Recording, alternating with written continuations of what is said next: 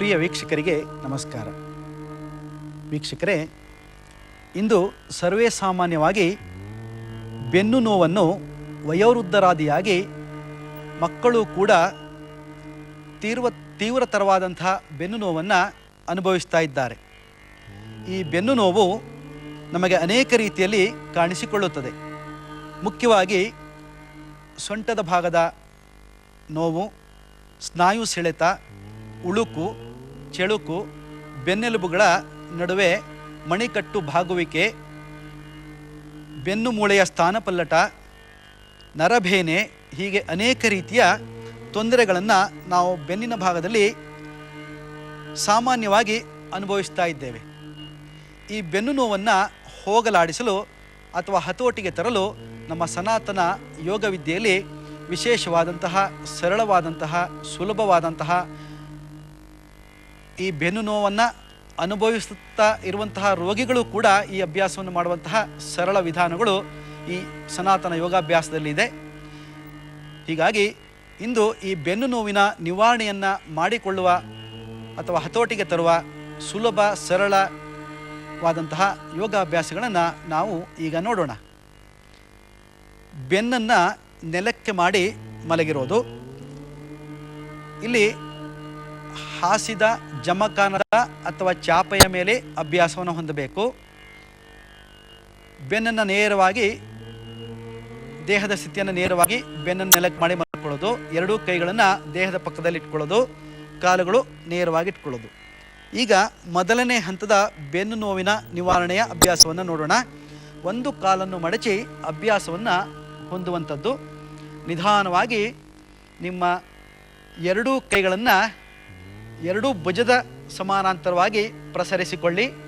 ಬಲಭುಜ ಮತ್ತು ಎಡಭುಜ ಕೈಗಳನ್ನು ಎರಡೂ ಭುಜದ ಸಮಾನಾಂತರವಾಗಿ ಕೈಗಳನ್ನು ಪ್ರಸರಿಸಿಕೊಳ್ಳಿ. ಕೈ ಹಸ್ತವನ್ನು ನೆಲಕ್ಕೆ ಊರಿ, ಕತ್ತಿನ ಭಾಗ ನೇರ ಇರಲಿ, ಕಣ್ಣು ಮುಚ್ಚಿರಲಿ. ಕಣ್ಣು ಮುಚ್ಚಿ ಮಾಡಿದರೆ ಬೆನ್ನಿನ ವ್ಯಾಯಾಮದಲ್ಲಿ ಅಥವಾ ಯೋಗಾಭ್ಯಾಸದಲ್ಲಿ ಒಳ್ಳೆಯ ಹಂತ ಸಿಗ್ತದೆ. ಈಗ ಹೇಗೆ ಅಭ್ಯಾಸ ನೋಡೋಣ. ನಿಧಾನವಾಗಿ ನಮ್ಮ ಎಡಗಾಲನ್ನು ಮಡಚಿ ಬಲಗಾಲಿನ ಮಂಡಿ ಹತ್ರ ಎಡಗಾಲಿನ ಪಾದವನ್ನು ಇಡಿ. ನಿಮ್ಮ ಕಾಲಿನ ಪಾದದ ಸ್ಥಿತಿ ಬಲಗಾಲಿನ ಮಂಡಿ ಹತ್ರ ಎಡಗಾಲಿನ ಪಾದ ಇರಬೇಕು. ನೇರವಾಗಿ ನೆಲದ ಮೇಲೆ ಇರುವಂತಹ ಬಲಗಾಲಿನ ಮಂಡಿಯ ಪಕ್ಕದಲ್ಲಿ ನಿಮ್ಮ ಎಡಗಾಲಿನ ಪಾದಗಳು ನೆಲೆಸಿರಬೇಕು. ಈ ಸ್ಥಿತಿಯಲ್ಲಿ ಉಸಿರಾಟದ ಹಂತದೊಂದಿಗೆ, ಅಂದರೆ ಈ ಪ್ರತಿಯೊಂದು ಬೆನ್ನಿನ ಯೋಗಾಭ್ಯಾಸದಲ್ಲಿ ಉಸಿರಾಟಕ್ಕೆ ವಿಶೇಷವಾದಂತಹ ಮಹತ್ವ ಇದೆ. ಈ ಉಸಿರಾಟವನ್ನು ನೀವು ಎಷ್ಟು ಚೆನ್ನಾಗಿ ನಿರ್ವಹಿಸ್ತೀರೋ ಅಥವಾ ಎಷ್ಟು ನಿಧಾನವಾಗಿ ಅಭ್ಯಾಸವನ್ನು ಹೊಂದುತ್ತೀರೋ ಅಷ್ಟು ನಿಮಗೆ ವಿಶ್ರಾಂತಿ ದೊರೀತದೆ, ನೋವು ನಿವಾರಣೆ ಆಗ್ತದೆ. ಹಾಗಾದರೆ ಶಾಂತ ಸ್ವಭಾವದಿಂದ ನಿಧಾನವಾಗಿ ಉಸಿರಾಟವನ್ನು ಹೇಗೆ ನಿರ್ವಹಿಸಬೇಕು ಅನ್ನೋದನ್ನು ಈ ಕ್ರಮದಲ್ಲಿ ನೋಡೋಣ. ನಿಧಾನವಾಗಿ ಉಸಿರನ್ನು ಹೊರಗಡೆ ಹಾಕುತ್ತಾ ಎಡಗಾಲನ್ನು, ಮಡಚಿದ ಕಾಲನ್ನು ಎಡಪಾರ್ಶ್ವಕ್ಕೆ ಭಾಗಿಸ್ತಾ ಬನ್ನಿ. ತಲೆಯ ಭಾಗವನ್ನು ಬಲಪಾರ್ಶ್ವಕ್ಕೆ ಭಾಗಿಸ್ತಾ ಹೋಗಿ ಉಸಿರನ್ನು ಹೊರಗಡೆ ಹಾಕ್ತಾ ಹಾಕ್ತಾ ಹಾಕ್ತಾ ನಿಮ್ಮ ಕಾಲನ್ನು ಎಡಪಾರ್ಶ್ವಕ್ಕೆ ನೆಲದಲ್ಲಿ ಇಡುವಂತೆ ತಾಗಿಸಬೇಕು. ಉಸಿರನ್ನು ಬಿಡ್ತಾ ಹೋಗೋದು. ಒಂದು ಹಂತದಲ್ಲಿ ನಿಮ್ಮ ಮಡಚಿದ ಕಾಲು ನೆಲವನ್ನು ತಾಗದ ಮೇಲೆ ಆಳವಾದ ಉಸಿರಾಟವನ್ನು ಇಲ್ಲಿ ನಿರ್ವಹಿಸಬೇಕು. ಹೊಟ್ಟೆ ಭಾಗದಲ್ಲಿ ನಿಮ್ಮ ಉಸಿರಾಟದ ಕ್ರಮ ಚೆನ್ನಾಗಿ ನಡಿಬೇಕು. ಉಸಿರು ನಿಧಾನವಾಗಿ ಹೊಟ್ಟೆ ಭಾಗದಿಂದ ಮೂಗಿನ ಹೊಳ್ಳೆಗಳ ಮುಖಾಂತರ ಉಸಿರನ್ನು ಹೊರಗಡೆ ಹಾಕಿ, ಹಾಗೆ ನಿಧಾನವಾಗಿ ಮೂಗಿನ ಹೊಳ್ಳೆಯಿಂದ ಗಾಳಿಯನ್ನು ಹೊಟ್ಟೆ ಭಾಗಕ್ಕೆ ಚೆನ್ನಾಗಿ ತೆಗೆದುಕೊಳ್ಳಿ. ಹೊಟ್ಟೆಯ ಎಲ್ಲ ಸ್ನಾಯುಗಳು ಸಂಕುಚಿತವಾಗುವುದು ಇಲ್ಲಿ ನೀವು ನೋಡ್ಬೋದು. ಈ ರೀತಿಯಾಗಿ ಆಳವಾದ ಉಸಿರಾಟವನ್ನು ಈ ಹಂತದಲ್ಲಿ ಮಾಡಬೇಕು. ಒಂದು 3 ರಿಂದ 5 ಉಸಿರಾಟ ಆದಮೇಲೆ ನಿಧಾನವಾಗಿ ನಿಮ್ಮ ಎಡಗಾಲು, ಮಡಚಿದ ಕಾಲನ್ನು ನಿಧಾನವಾಗಿ ಮೇಲಕ್ಕೆ ತನ್ನಿ. ತಲೆಯ ಭಾಗವನ್ನು ನಿಧಾನವಾಗಿ ಮೊದಲನೇ ಸ್ಥಿತಿ ತೆಗೆದುಕೊಂಡು ಹೋಗಿ. ಇದೇ ರೀತಿಯಾಗಿ ಇನ್ನೊಂದು ಬದಿಯಲ್ಲಿ ಅಭ್ಯಾಸವನ್ನು ಹೊಂದೋದು. ಮಡಚಿದ ಕಾಲನ್ನು ನಿಧಾನವಾಗಿ ಬಲಪಾರ್ಶ್ವಕ್ಕೆ ಭಾಗಿಸ್ತಾ ಬನ್ನಿ. ತಲೆಯ ಭಾಗವನ್ನು ಎಡಪಾರ್ಶ್ವಕ್ಕೆ ತೆಗೆದುಕೊಳ್ಳಿ. ಕಾಲು ಬಲಬದಿಗೆ ಇದ್ದರೆ ತಲೆಯ ಭಾಗ ಎಡಬದಿಗೆ ಇರಬೇಕು. ವಿರುದ್ಧ ದಿಕ್ಕಿನಲ್ಲಿ ಕಾಲು ಮತ್ತು ತಲೆಯ ಭಾಗ ಇರಬೇಕು. ಈ ಎರಡನೇ ಸ್ಥಿತಿಯಲ್ಲಿ ನೋಡಿ, ಸೊಂಟದ ಭಾಗಕ್ಕೆ ಹೆಚ್ಚು ಒತ್ತಡ ಉಂಟಾಗ್ತದೆ. ಬಟ್ಟೆ ಹಿಂಡಿದ ಸ್ಥಿತಿ ಈ ಸೊಂಟದ ಎಲ್ಲ ಸ್ನಾಯುಗಳಲ್ಲಿ ಉಂಟಾಗ್ತದೆ. ಎಷ್ಟು ಸಾಧ್ಯವಷ್ಟು ನಿಮ್ಮ ಎಡಗಾಲನ್ನು ಬಲಪಾರ್ಶ್ವಕ್ಕೆ ತಂದು ಸಾಧ್ಯವಾದರೆ ಮಂಡಿಯನ್ನು ನೆಲದಲ್ಲಿಡಬೇಕು. ಇಲ್ಲದಿದ್ದರೆ ನಿಮಗೆ ಎಷ್ಟು ಅಭ್ಯಾಸಕ್ಕೆ ಅನುಕೂಲವಾಗುತ್ತೆ ಆ ಸ್ಥಿತಿಯಲ್ಲಿ ಆಳವಾದ ಉಸಿರಾಟವನ್ನು ನಿರ್ವಹಿಸಬೇಕು. ಒಂದು 5 ಉಸಿರಾಟವನ್ನು ಈ ಹಂತದಲ್ಲಿ ನಿಧಾನವಾಗಿ ಅನುಭವಿಸಿ. ಪ್ರಾರಂಭದಲ್ಲಿ ಸ್ವಲ್ಪ ಒತ್ತಡ ಉಂಟಾಗ್ತದೆ. ಕ್ರಮೇಣವಾಗಿ ದಿನಂಪ್ರತಿ ಅಭ್ಯಾಸ ಮಾಡೋದ್ರಿಂದ ಅಲ್ಲಿರುವ ಎಲ್ಲ ಸೆಳೆತ ಎಳೆತ ಬಾಧೆ ನಿವಾರಣೆ ಆಗ್ತದೆ. ಬೆನ್ನು ಹೆಚ್ಚು ಹುರುಪನ್ನು ಕೊಡ್ತದೆ, ನೋವು ನಿವಾರಣೆ ಆಗ್ತದೆ. ಒಂದು 5 ಉಸಿರಾಟ ಆದಮೇಲೆ ನಿಧಾನವಾಗಿ ನಿಮ್ಮ ಎಡಗಾಲನ್ನು ಮೊದಲನೇ ಸ್ಥಿತಿಗೆ ತನ್ನಿ. ಬೆನ್ನಿನ ಹಿಂಬದಿಯ ಎಲ್ಲ ಸ್ಥಿತಿಯನ್ನು ನಿಧಾನವಾಗಿ ನೆಲದಲ್ಲಿಡಿ. ಉಸಿರನ್ನು ತೆಗೆದುಕೊಳ್ತಾ ಬನ್ನಿ. ತಲೆಯ ಭಾಗವನ್ನು ಮೊದಲನೇ ಸ್ಥಿತಿಗೆ ತೆಗೆದುಕೊಂಡು ಹೋಗಿ ಸಹಜವಾದ ಉಸಿರಾಟ. ಎಡಗಾಲು ನಿಧಾನವಾಗಿ ಮುಂದಕ್ಕೆ ಸರಿಸ್ಕೊಳ್ಳಿ. ಇದೇ ರೀತಿಯಾಗಿ ಇನ್ನೊಂದು ಕಾಲಿನಲ್ಲಿ ಅಭ್ಯಾಸವನ್ನು ಹೊಂದೋದು. ನಿಧಾನವಾಗಿ ಬಲಗಾಲನ್ನು ಮಡಚ್ಕೊಳ್ಳಿ. ಎಡಗಾಲಿನ ಮಂಡಿಯ ಪಕ್ಕದಲ್ಲಿ ಪಾದವನ್ನು ಊರಿ ಸಹಜವಾದ ಉಸಿರಾಟ. ಈಗ ಉಸಿರಾಟದೊಂದಿಗೆ ಈ ಅಭ್ಯಾಸ ಕ್ರಮ ಹೇಗೆ ನೋಡೋಣ. ನಿಧಾನವಾಗಿ ಮಡಚಿದ ಕಾಲನ್ನು ಬಲಪಾರ್ಶ್ವಕ್ಕೆ ತನ್ನಿ. ತಲೆಯ ಭಾಗವನ್ನು ಎಡಪಾರ್ಶ್ವಕ್ಕೆ ತೆಗೆದುಕೊಂಡು ಹೋಗಿ ಉಸಿರನ್ನು ಹೊರಗಡೆ ಹಾಕ್ತಾ ಹೋಗಿ ರೇಚಕವನ್ನು ಮಾಡ್ತಾ ಹೋಗಿ. ಸೊಂಟದಲ್ಲಿ ಸಡಿಲತೆ ಕೊಡಿ. ಬಲಗಾಲಿನ ಮಡಚಿದ ಕಾಲನ್ನು ಸ್ಥಿತಿಯನ್ನು ನೆಲದಲ್ಲಿ ಬಿಡಿ. ತಲೆಯ ಭಾಗ ಎಡಪಾರ್ಶ್ವಕ್ಕಿರ್ತದೆ, ಕಾಲಿನ ಭಾಗ ಬಲಪಾರ್ಶ್ವಕ್ಕಿರ್ತದೆ. ಸೊಂಟದಲ್ಲಿ ಸಡಿಲ ಬಿಡಿ. ಆಳವಾದ ಉಸಿರಾಟವನ್ನು ಮಾಡಿ.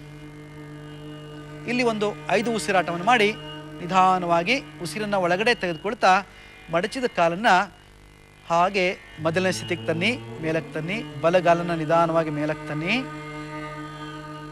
ತಲೆಯ ಭಾಗವನ್ನು ನೇರಗೊಳಿಸಿ ಸಹಜ ಉಸಿರಾಟ. ಇದೇ ರೀತಿಯಾಗಿ ಇನ್ನೊಂದು ಬದಿಯಲ್ಲಿ ಅಭ್ಯಾಸವನ್ನು ಹೊಂದೋದು. ಬಲಗಾಲನ್ನು ನಿಧಾನವಾಗಿ ಎಡಪಾರ್ಶ್ವಕ್ಕೆ ಬಾಗಿಸಿ ತಲೆಯ ಭಾಗವನ್ನು ಬಲಪಾರ್ಶ್ವಕ್ಕೆ ಬಾಗಿಸಿ. ಕಾಲು ಮತ್ತು ತಲೆಯ ಭಾಗ ವಿರುದ್ಧ ದಿಕ್ಕಿನಲ್ಲಿದ್ದರೆ ಒಳ್ಳೆಯ ಅಭ್ಯಾಸ ಆಗ್ತದೆ. ಸೊಂಟವನ್ನು ಚೆನ್ನಾಗಿ ಟ್ವಿಸ್ಟ್ ಮಾಡಿ. ಬಟ್ಟೆ ಹಿಂಡಿದ ಸ್ಥಿತಿ ನಿಮ್ಮ ಬೆನ್ನಿನ ಎಲ್ಲ ಸ್ನಾಯುಗಳಿಗೆ ಒದಗ್ತದೆ. ಈ ಹಂತದಲ್ಲಿ ಆಳವಾದ ಉಸಿರಾಟವನ್ನು ಮಾಡಿ. ಆಗ ಈ ಬೆನ್ನಿನ ಹಿಂಬದಿಯ ಬೆನ್ನಿನ ಎಲ್ಲ ಸ್ನಾಯುಗಳು ಎಳೆತಕ್ಕೆ ಉಂಟಾಗ್ತದೆ. ತನ್ಮೂಲಕವಾಗಿ ನಿರಂತರವಾದ ಅಭ್ಯಾಸದಿಂದ ಎಳೆತ ಸೆಳೆತ ಬಾಧೆಗಳು ನಿವಾರಣೆ ಆಗ್ತದೆ. ಅಲ್ಲಿರುವ ನೋವು ನಿವಾರಣೆ ಆಗ್ತಾ ಹೋಗ್ತದೆ. ಈ ಸ್ಥಿತಿಯಲ್ಲಿ ಆಳವಾದ ಉಸಿರಾಟವನ್ನು ಈ ಬೆನ್ನಿನ ಹೊಟ್ಟೆಯ ಭಾಗದಲ್ಲಿ ನಿರ್ವಹಿಸಬೇಕು. ನಿಧಾನವಾಗಿ ಉಸಿರು ಹೊರಕ್ಕೆ, ಹೊಟ್ಟೆ ಖಾಲಿ ಆಗ್ತದೆ. ನಿಧಾನವಾಗಿ ಉಸಿರು ಒಳಕ್ಕೆ, ಹೊಟ್ಟೆ ಉಬ್ಬಿ ಬರ್ತದೆ. ಹೀಗೆ ಆಳವಾದ ಉಸಿರಾಟವನ್ನು ಈ ಸ್ಥಿತಿಯಲ್ಲಿ ನೀವು ಅನುಸರಿಸಬೇಕು. ಒಂದು 3ರಿಂದ 5 ಉಸಿರಾಟ ಆದಮೇಲೆ ನಿಧಾನವಾಗಿ ಮೊದಲನೇ ಸ್ಥಿತಿಗೆ ಬರಬೇಕು. ಉಸಿರನ್ನು ಹೊರಗಡೆ ಹಾಕ್ತಾ ನಿಧಾನವಾಗಿ ಬೆನ್ನಿನ ಸ್ಥಿತಿಯನ್ನು ನೆಲಕ್ಕೆ ತನ್ನಿ. ಮಡಚಿದ ಕಾಲು ಬಲಗಾಲನ್ನು ನಿಧಾನವಾಗಿ ಮೊದಲನೇ ಸ್ಥಿತಿಗೆ ತನ್ನಿ. ತಲೆಯ ಭಾಗವನ್ನು ಮೊದಲನೇ ಸ್ಥಿತಿಗೆ ತನ್ನಿ. ಸಹಜವಾದ ಉಸಿರಾಟವನ್ನು ನಿರ್ವಹಿಸಿ ಬಲಗಾಲನ್ನು ನಿಧಾನವಾಗಿ ಮುಂದಕ್ಕೆ ಚಾಚಿ. ಈ ಎಲ್ಲ ಕ್ರಮಗಳನ್ನು ಉಸಿರಾಟದೊಂದಿಗೆ ನಿಧಾನವಾಗಿ ಸಮಾಧಾನವಾಗಿ ಮಾಡ್ತಕ್ಕಂಥದ್ದು. ಏಕೆಂದರೆ ಬೆನ್ನಿನ ಎಲ್ಲ ಸ್ನಾಯುಗಳು ಬಹಳ ಸೂಕ್ಷ್ಮತೆಯಿಂದ ಕೂಡಿರ್ತದೆ, ತೀಕ್ಷ್ಣತೆಯಿಂದ ಕೂಡಿರ್ತದೆ. ಸ್ವಲ್ಪವೂ ನಮಗೆ ನೋವಾದರೆ ಉಳುಕು ಚಳಕು ಉಂಟಾಗ್ತದೆ. ಆ ಕಾರಣವಾಗಿ ಈ ಎಲ್ಲ ಹಂತದ ಅಭ್ಯಾಸಗಳನ್ನು ಬಹಳ ನಿಧಾನವಾಗಿ ಮಂದಗತಿಯಲ್ಲಿ ಅಭ್ಯಾಸವನ್ನು ಹೊಂದೋದು. ಇದು ಮೊದಲನೇ ಅಭ್ಯಾಸದ ಹಂತ. ಹಾಗಾದರೆ ಇನ್ನು ಮುಂದಿನ 2ನೇ ಹಂತದ ಅಭ್ಯಾಸವನ್ನು ನೋಡೋಣ. 2 ಕಾಲುಗಳನ್ನು ಮಡಚಿ ಮಾಡುವಂಥ ಅಭ್ಯಾಸ. ನಿಧಾನವಾಗಿ ಎಡಗಾಲನ್ನು ಮಡಚಿಕೊಳ್ಳಿ. ಬಲಗಾಲಿನ ಮಂಡಿ ಹತ್ರ ಪಾದ ಊರಿ. ಬಲಗಾಲನ್ನು ಮಡಚಿಕೊಳ್ಳಿ. ಎಡಗಾಲಿನ ಪಾದದ ಹತ್ರ ಬಲಗಾಲನ್ನು ಸೇರಿಸ್ಕೊಳ್ಳಿ. ಈಗ 2 ಪಾದಗಳು ಮತ್ತು 2 ಕಾಲಿನ ಮಂಡಿಗಳು ಒಟ್ಟಾಗಿರಲಿ. ಅಭ್ಯಾಸ ಮುಗಿಯುವವರೆಗೆ ಈ ಹಂತ ಹೀಗೆ ಇರಬೇಕು. ಉಸಿರಾಟದೊಂದಿಗೆ ಅಭ್ಯಾಸ ಹೇಗೆ ನೋಡೋಣ. ನಿಧಾನವಾಗಿ ಉಸಿರನ್ನು ಹೊರಗಡೆ ಹಾಕ್ತಾ ನಿಮ್ಮ 2 ಕಾಲಿನ ಸ್ಥಿತಿಯನ್ನು ಎಡಪಾರ್ಶ್ವದಲ್ಲಿ ಭಾಗಿಸ್ತಾ ಹೋಗಿ. ತಲೆಯ ಭಾಗವನ್ನು ಬಲಪಾರ್ಶ್ವದಲ್ಲಿ ಭಾಗಿಸ್ತಾ ಬನ್ನಿ. ಸೊಂಟದಲ್ಲಿ ಸಡಿಲತೆ ಕೊಡಿ. ಚೆನ್ನಾಗಿ ಸೊಂಟವನ್ನು ಎಳೆಯಿರಿ, ಟ್ವಿಸ್ಟ್ ಮಾಡಿ. ಬಟ್ಟೆ ಹಿಂಡಿದ ಸ್ಥಿತಿ ನಿಮ್ಮ ಸೊಂಟದ ಭಾಗಕ್ಕೆ ಆಗ್ತದೆ. ಇಲ್ಲಿ ಆಳವಾದ ಉಸಿರಾಟವನ್ನು ನಿರ್ವಹಿಸಿ. ಒಮ್ಮೆ ನಿಧಾನವಾಗಿ ಉಸಿರು ಹೊರಕ್ಕೆ, ಒಮ್ಮೆ ನಿಧಾನವಾಗಿ ಉಸಿರು ಒಳಕ್ಕೆ. ಒಂದು 5 ಉಸಿರಾಟವನ್ನು ನಿರ್ವಹಿಸಿದ ಮೇಲೆ ನಿಧಾನವಾಗಿ ಉಸಿರನ್ನು ಒಳಗಡೆ ತೆಗೆದುಕೊಳ್ಳುತ್ತಾ ಹಾಗೆ ಮೊದಲನೇ ಸ್ಥಿತಿಗೆ ಬನ್ನಿ. ಎರಡೂ ಕಾಲನ್ನು ಒಟ್ಟಿಗೆ ಸೇರಿಸಿ ನಿಧಾನವಾಗಿ ಮೇಲಕ್ಕೆ ಬರೋದು, ಬೆನ್ನಿನ ಎಲ್ಲ ಸ್ಥಿತಿಯನ್ನು ನೆಲದಲ್ಲಿಡೋದು, ಸಹಜವಾದ ಉಸಿರಾಟವನ್ನು ಈ ಸ್ಥಿತಿಯಲ್ಲಿ ಅನುಭವಿಸೋದು. ಇದೇ ಹಂತವನ್ನು ಇನ್ನೊಂದು ಪಾರ್ಶ್ವದಲ್ಲಿ ಮಾಡೋಣ. ಎರಡೂ ಕಾಲು ಮಡಚಿದ ಕಾಲುಗಳನ್ನು ನಿಧಾನವಾಗಿ ಬಲ ಪಾರ್ಶ್ವಕ್ಕೆ ತೆಗೆದುಕೊಳ್ತಾ ಬನ್ನಿ. ತಲೆ ಭಾಗವನ್ನು ಎಡ ಪಾರ್ಶ್ವಕ್ಕೆ ತೆಗೆದುಕೊಳ್ತಾ ಬನ್ನಿ. ಉಸಿರನ್ನು ಹೊರಗಡೆ ಹಾಕ್ತಾ ಹೋಗಿ. ಉಸಿರನ್ನು ಹೊರಗಡೆ ಹಾಕ್ತಾ ಕಾಲುಗಳನ್ನು ಬಲ ಪಾರ್ಶ್ವಕ್ಕೆ, ತಲೆಯ ಭಾಗವನ್ನು ಎಡ ಪಾರ್ಶ್ವಕ್ಕೆ, ಸೊಂಟದಲ್ಲಿ ಸೆಳೆಯಕೊಡಿ. ಈ ಸ್ಥಿತಿಯಲ್ಲಿ ಆಳವಾದ ಉಸಿರಾಟವನ್ನು ಅನುಭವಿಸಿ. ಈ ಸ್ಥಿತಿಯಲ್ಲಿ ನೀವು ಎಷ್ಟು ಚೆನ್ನಾಗಿ ಉಸಿರಾಟವನ್ನು ಮಾಡ್ತೀರೋ ಅಷ್ಟು ಒಳ್ಳೆಯ ಅಭ್ಯಾಸ ಆಗ್ತದೆ. ನಿಮ್ಮ ನೋವು, ಬೆನ್ನು ನೋವು ನಿವಾರಣೆ ಆಗ್ತಾ ಬರ್ತದೆ. ಆಳವಾದ ಉಸಿರಾಟ 3 ರಿಂದ 5 ಉಸಿರಾಟವನ್ನು ಹೊಂದಬೇಕು. ಅಂದರೆ ಒಮ್ಮೆ ಆಳವಾಗಿ ಉಸಿರನ್ನು ಹೊರಗಡೆ ಹಾಕೋದು, ಒಮ್ಮೆ ಆಳವಾಗಿ ಉಸಿರನ್ನು ಒಳಗಡೆ ತೆಗೆದುಕೊಳ್ಳೋದು. ಹೊಟ್ಟೆ ಭಾಗದಿಂದ ಮೂಗಿನ ಹೊಳ್ಳೆಗಳಿಂದ ಉಸಿರನ್ನು ಹೊರಗಡೆ ಹಾಕೋದು, ಮೂಗಿನ ಹೊಳ್ಳೆಗಳಿಂದ ಹೊಟ್ಟೆ ಭಾಗ ಚೆನ್ನಾಗಿ ಗಾಳಿಯನ್ನು ತುಂಬಿಕೊಳ್ಳೋದು. ರೇಚಕ ಪೂರಕಗಳ ಸ್ಥಿತಿ. ಉಸಿರಾಟದ ಹಂತ ನಿರ್ವಹಿಸಿದ ಮೇಲೆ ನಿಧಾನವಾಗಿ ಎರಡೂ ಕಾಲುಗಳನ್ನು ನಿಧಾನವಾಗಿ ಮೇಲಕ್ಕೆ ತನ್ನಿ. ತಲೆಯ ಭಾಗವನ್ನು ಮೊದಲನೇ ಸ್ಥಿತಿಗೆ ತನ್ನಿ. ಬೆನ್ನಿನ ಎಲ್ಲ ಸ್ಥಿತಿಯನ್ನು ನೆಲದಲ್ಲಿಡಿ. ನಿಧಾನವಾಗಿ ಎಡಗಾಲನ್ನು ಮುಂದಕ್ಕೆ ಚಾಚಿ, ಬಲಗಾಲನ್ನು ಮುಂದಕ್ಕೆ ಚಾಚಿ ಸಹಜವಾದ ಉಸಿರಾಟವನ್ನು ಈ ಸ್ಥಿತಿಯಲ್ಲಿ ನಿರ್ವಹಿಸಿ. ಇನ್ನು ಬೆನ್ನು ನೋವಿನ ನಿವಾರಣೆಗೆ 3ನೇ ಹಂತದ ಅಭ್ಯಾಸ ಯಾವುದು ಎನ್ನುವುದನ್ನು ಈಗ ನೋಡೋಣ. ಕಾಲಿನ ಮೇಲೆ ಕಾಲು ಕತ್ತರಿ ಆಕಾರವಾಗಿ ಇಟ್ಕೊಂಡು ಅಭ್ಯಾಸವನ್ನು ಹೊಂದೋದು. ನಿಧಾನವಾಗಿ ನಿಮ್ಮ ಎಡಗಾಲನ್ನು ಮಡಚ್ಕೊಳ್ಳಿ. ಬಲಗಾಲಿನ ಮಂಡಿ ಹತ್ರ ಪಾದವನ್ನು ಊರಿ, ಬಲಗಾಲನ್ನು ಮಡಚ್ಕೊಳ್ಳಿ. ಎಡಗಾಲಿನ ತೊಡೆಯ ಮೇಲೆ ಬಲಗಾಲಿನ ಸ್ಥಿತಿಯನ್ನು ಸಿಕ್ಕಿಸ್ಕೊಳ್ಳಿ. ಕಾಲಿನ ಸ್ಥಿತಿ ಕತ್ತರಿ ಆಕಾರವಾಗಿರುತ್ತದೆ. ಈ ಹಂತದಲ್ಲಿ ಅಭ್ಯಾಸ ಹೇಗೆ ನೋಡೋಣ. ನಿಧಾನವಾಗಿ ನಿಮ್ಮ ಕಾಲಿನ ಸ್ಥಿತಿಯನ್ನು ಎಡಪಾರ್ಶ್ವಕ್ಕೆ ಭಾಗಿಸ್ತಾ ಹೋಗಿ. ನಿಧಾನವಾಗಿ ಉಸಿರನ್ನು ಹೊರಗಡೆ ಹಾಕ್ತಾ ಹೋಗಿ. ಉಸಿರಾಟ ಕ್ರಿಯೆಯ ಜೊತೆಗೆ ಅಭ್ಯಾಸವನ್ನು ಹೊಂದೋದು. ಉಸಿರನ್ನು ಹೊರಗಡೆ ಹಾಕ್ತಾ ಹಾಕ್ತಾ ನಿಮ್ಮ ಕಾಲಿನ ಸ್ಥಿತಿಯನ್ನು ಎಡಪಾರ್ಶ್ವಕ್ಕೆ ತೆಗೆದುಕೊಳ್ಳೋದು, ತಲೆಯ ಭಾಗವನ್ನು ಬಲಪಾರ್ಶ್ವಕ್ಕೆ ತೆಗೆದುಕೊಳ್ಳೋದು. ಈಗ ಬೆನ್ನು ಹೆಚ್ಚು ಒತ್ತಡವನ್ನು ಉಂಟು ಮಾಡಿಕೊಳ್ತದೆ, ಸ್ನಾಯುಗಳು ಒತ್ತಡಕ್ಕೆ ಒಳಗಾಗ್ತದೆ. ಈ ಸ್ಥಿತಿಯಲ್ಲಿ ಆಳವಾದ ಉಸಿರಾಟವನ್ನು, ನಿಧಾನವಾದ ಉಸಿರಾಟವನ್ನು ನಿರ್ವಹಿಸಿ. ಹೊಟ್ಟೆಯ ಭಾಗದಲ್ಲಿ ನಿಮ್ಮ ಉಸಿರಾಟದ ಹಂತ ಚೆನ್ನಾಗಿ ಗೊತ್ತಾಗಬೇಕು. ಒಮ್ಮೆ ಉಸಿರು ಹೊರಕ್ಕೆ, ಒಮ್ಮೆ ಉಸಿರು ಒಳಕ್ಕೆ. ಆಳವಾದ ಉಸಿರಾಟ. ಹೊಟ್ಟೆಯ ಸ್ನಾಯುಗಳಲ್ಲಿ ಸಂಕುಚಿತ ಸ್ಥಿತಿ ಗೊತ್ತಾಗಬೇಕು. ಎಷ್ಟು ನಿಧಾನವಾಗಿ ನೀವು ಉಸಿರಾಟವನ್ನು ನಿರ್ವಹಿಸ್ತೀರೋ ಅಷ್ಟೇ ಒಳ್ಳೆಯ ಕ್ರಮ ಈ ಒಂದು ಹಂತದಲ್ಲಿ ನಿಮಗೆ ಸಿಗ್ತದೆ. ಒಂದು 5 ಉಸಿರಾಟ ಆದಮೇಲೆ ನಿಧಾನವಾಗಿ ಉಸಿರನ್ನು ಒಳಗಡೆ ತೆಗೆದುಕೊಳ್ತಾ ನಿಧಾನವಾಗಿ ಎರಡೂ ಕಾಲುಗಳನ್ನು ಮೇಲಕ್ಕೆ ತನ್ನಿ. ಕತ್ತರಿ ಆಕಾರವಾದ ಸ್ಥಿತಿಯನ್ನು ಮೇಲಕ್ಕೆ ತನ್ನಿ. ಸಹಜವಾದ ಉಸಿರಾಟವನ್ನು ನಿರ್ವಹಿಸಿ. ನಿಮ್ಮ ಕಾಲಿನ ಸ್ಥಿತಿಯನ್ನು ನಿಧಾನವಾಗಿ ಬಲಪಾರ್ಶ್ವಕ್ಕೆ ಭಾಗಿಸ್ಕೊಳ್ಳಿ. ಉಸಿರನ್ನು ಹೊರಗಡೆ ಹಾಕ್ತಾ ಹೋಗಿ. ತಲೆಯ ಭಾಗವನ್ನು ಎಡಪಾರ್ಶ್ವಕ್ಕೆ ಭಾಗಿಸ್ತಾ ತನ್ನಿ. ಹೀಗೆ ಎರಡೂ ಕಡೆಯಲ್ಲಿ ಅಭ್ಯಾಸವನ್ನು ಹೊಂದೋದು. ಉಸಿರನ್ನು ಒಳಗಡೆ ತೆಗೆದುಕೊಳ್ತಾ ನಿಧಾನವಾಗಿ ವಾಪಸ್ ಬರೋದು. ಕಾಲುಗಳನ್ನು ವಾಪಸ್ ತನ್ನಿ.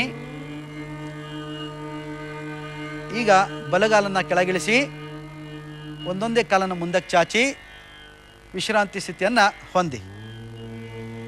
ಇನ್ನು ಕೊನೆಯ ಹಂತ